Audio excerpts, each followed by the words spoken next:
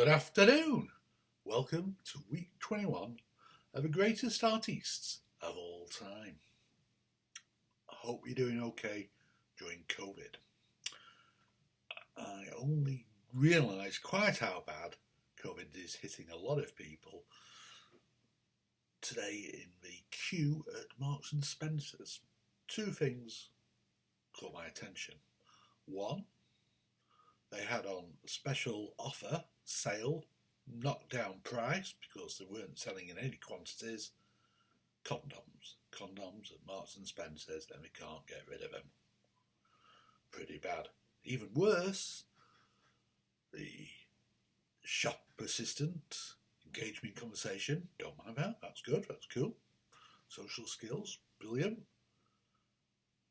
And during COVID, we were all apparently talking about Netflix more than the weather, fair enough. But she proceeded to tell me about watching a box set of Mrs. Brown's Boys. Mrs. Brown's Boys. Haven't we suffered enough? Anyway, on with the broadcast. Today is one of my very favourite bands of all time, definitely in the top 5 of all time, the best British band since the Beatles. And it's strange to think that The Clash, one of the hippest bands of all time, were just as much a put together band as One Direction, the Monkeys, or even Little Mix. Year zero for the UK punk scene was 1976, and the first band to make an impact was the Sex Pistols. We've already seen how 2 of the bands I've covered in previous weeks, Adam and the Ants and Buzzcocks, were inspired to form after seeing the Sex Pistols. The Clash, it's a similar story. Bernie Rhodes was assistant manager of the Sex Pistols, assistant to Malcolm McLaren. It was Bernie Rhodes who'd found John Lydon, Johnny Rotten, for the Sex Pistols. But he wanted to be more involved, and Malcolm McLaren didn't need him to be more involved. He was just doing fine on his own. So Bernie Rhodes thought, well, I'm going to get my own group set up and going. So he was the one who recruited the Clash. One by one, he recruited Mick Jones, lead guitar and vocals, occasional lead vocals even. In the original Clash was Keith Levine. Paul Simonon was his bass player, and originally the drummer was Terry Chimes. Joe Strummer came a little bit later. He was headhunted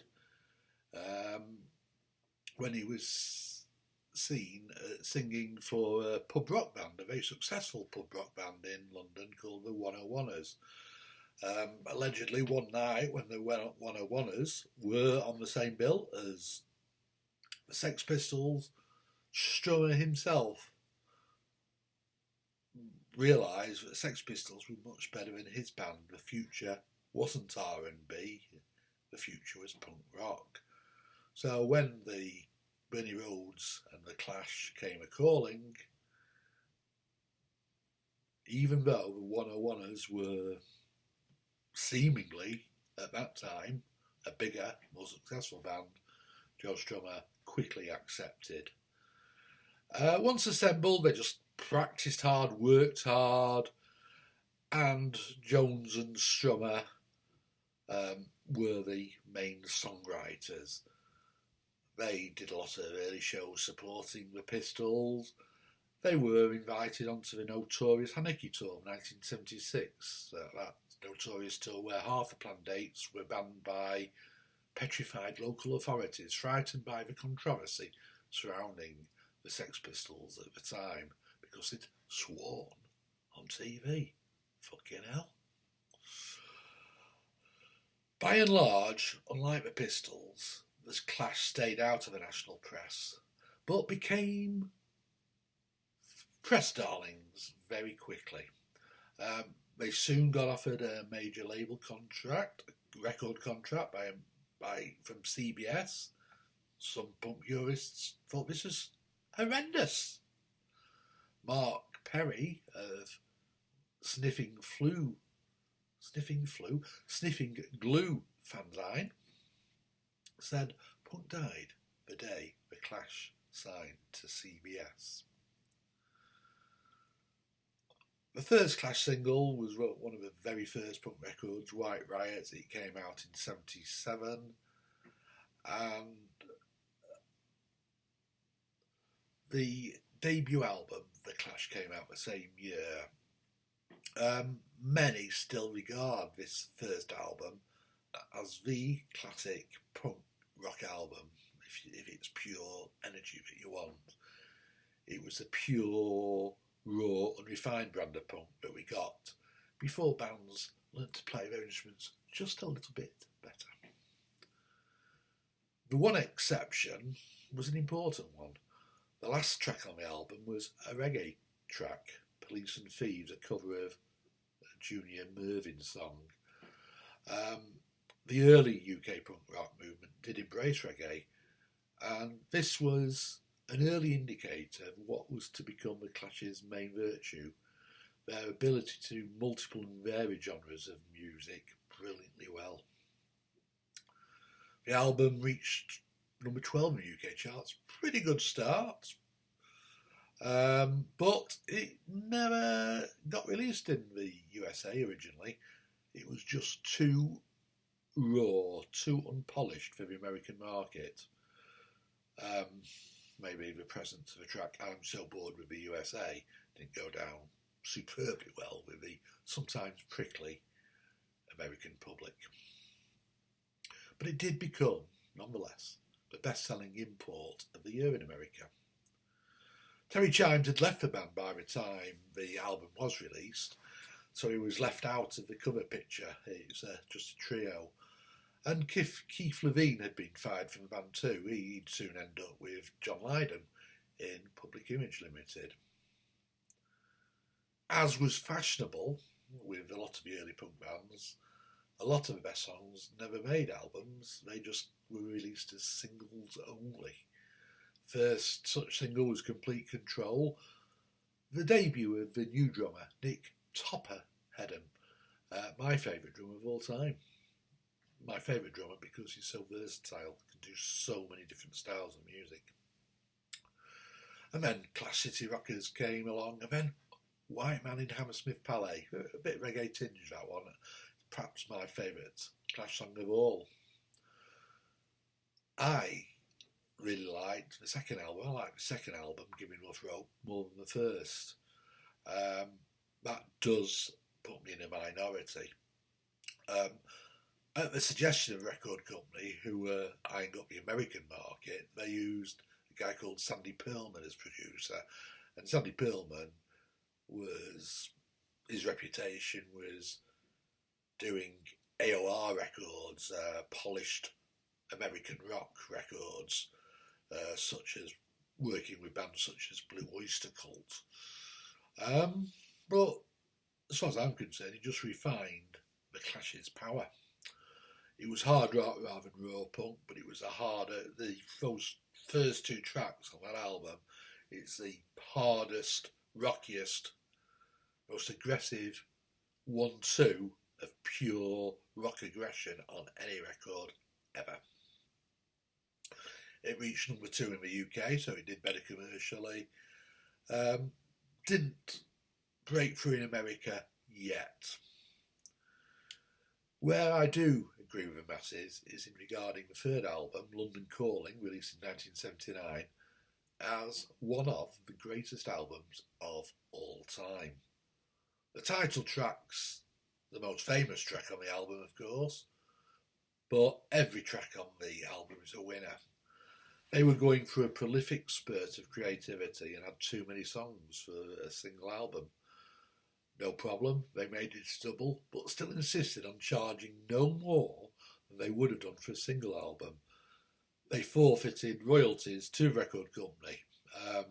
Because of gestures like this, they owed money to the record label and didn't break even until 1982.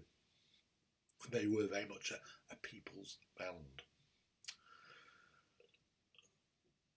Perhaps the most impressive feature of the record is the sheer variety of different styles on display: reggae,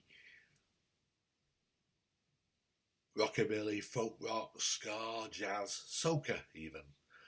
Many years in the future, Rolling Stone magazine, the USA's #1 rock magazine, would vote London Calling the best album of the 80s. A strange accolade, given that, as far as we in the UK are concerned, it's a 70s record. We got it in December 1979. The Clash recorded even more songs for the next album, so Sandinista became a triple album. To be brutally honest, the quality control did suffer. Children sang an out-of-tune version of Career Opportunities, a track from the first album, and that was scraping the barrel. A great shame, because Sandinista could have been an excellent single album. As a single album, it would have been one of the best albums of all time by anybody. It would have been a very good double album.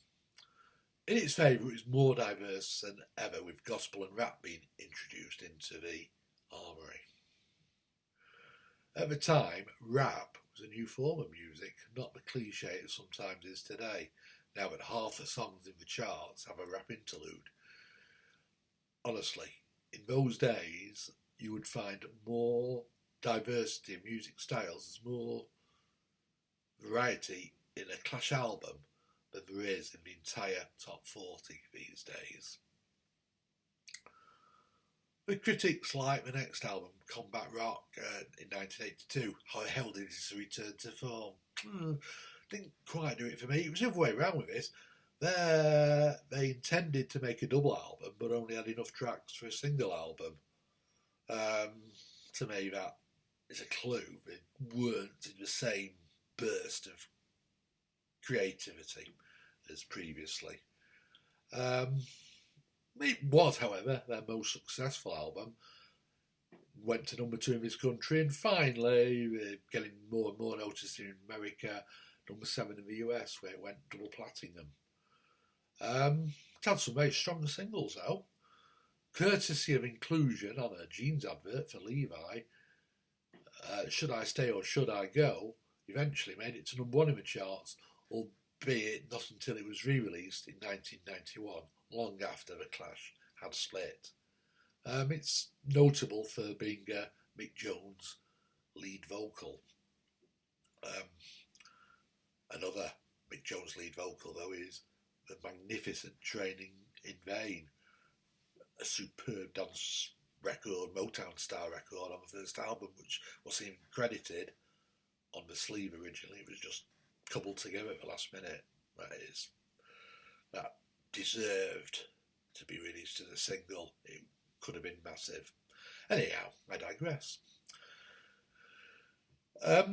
However long it took, it's a rare thing indeed that any of my favourite groups ever get to #1. The biggest hits first time round, though, was notable for being composed by Topper Headon and Robert Casper, the first top 10 single in the US. Topper was becoming more prominent in the band. Sad, though, that he was having bigger and bigger problems with drugs, and he was soon sacked. That was really the beginning of the end for the band. Tensions were rising in the band. Mick Jones was becoming unreliable. He was falling out. He got forced out of the band. Bernie Rhodes, the manager, he wanted more power in the band. Bernie Rhodes almost wanted to be part of the band. He wanted to start writing songs, and he more or less forced Mick Jones out. So the final album, Cut the Crap,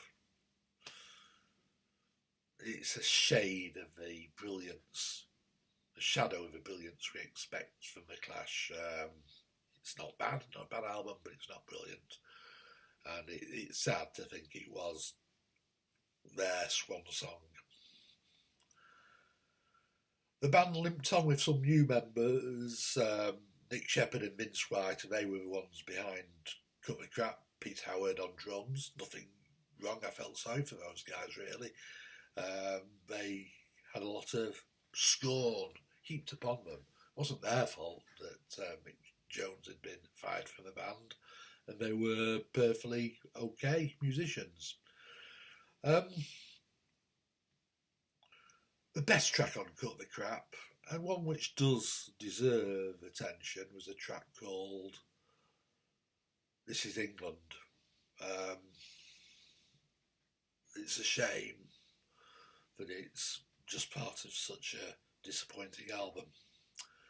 After the final split of The Clash, Mick Jones was the only one to ever make it into the pop charts again, which he did both with his band Big Audio Dynamite and as a producer for the Libertines.